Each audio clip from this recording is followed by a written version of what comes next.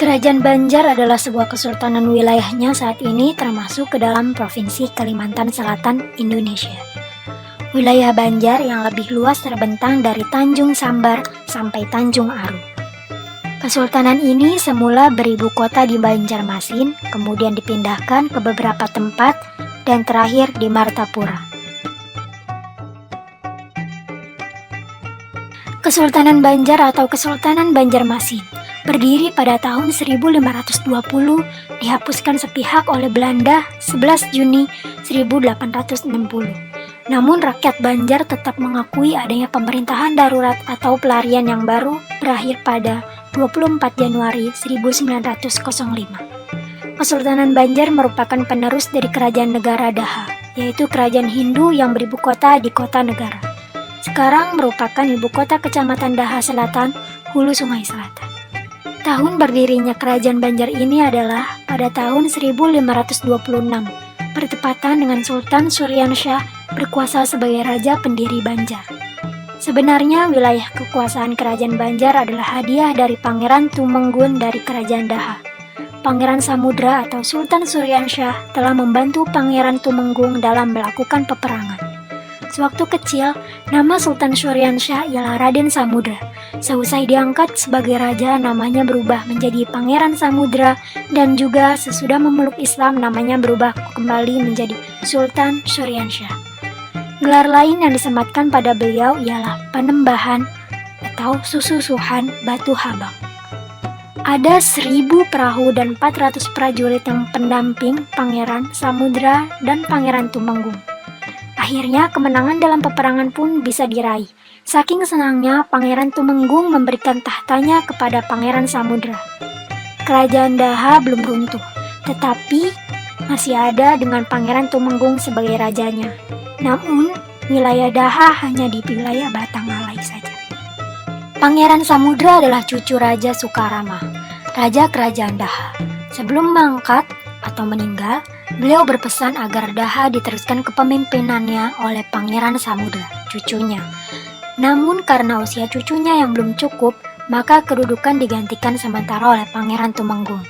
Itu pun Pangeran Tumenggung masih harus bertikai dengan 2 saudara lainnya yang juga memperebutkan kekuasaan kerajaan Banjar, yakni Pangeran Mangkubumi dan Pangeran Bagalu.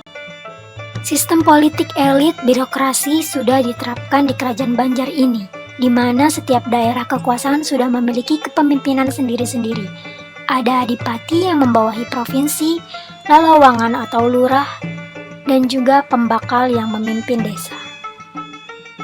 Dari segi keamanan, sistem politik yang digunakan adalah membentuk pasukan yang diberi nama Mamagasari.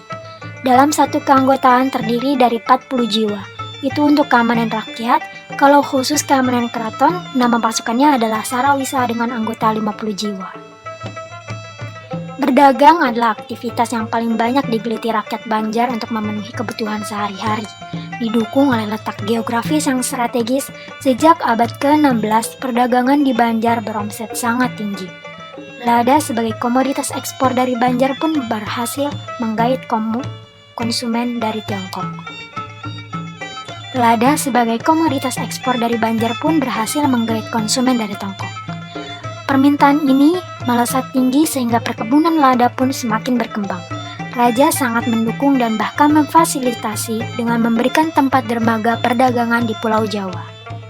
Kehidupan budaya di kerajaan Banjar erat kaitannya dengan kehidupan sosial, di mana pengaruh terbesarnya adalah daerah Jawa.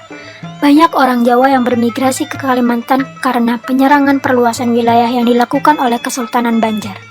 Dalam kehidupan rakyat Banjar ada kelas-kelas masyarakat yang dikenal, yakni kaum bangsawan, ulama, dan orang-orang Belanda, di mana orang-orang Belanda memang sudah menjadi bagian dari rakyat Banjar, karena hubungan salah satu sultan yang menjabat sebagai Raja Banjar sangat baik dengan orang-orang Banjar.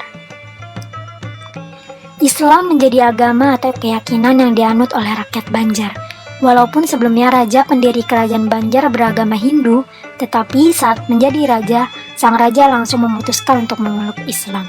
Saksi bisunya adalah adanya peninggalan sejarah Masjid Sultan Suryansyah. Bahkan agama Islam pun sudah dijadikan panutan dalam menjalankan pemerintahan di Banjar. di mana hukum Islam Kutara dijadikan pedoman dalam menegakkan keadilan.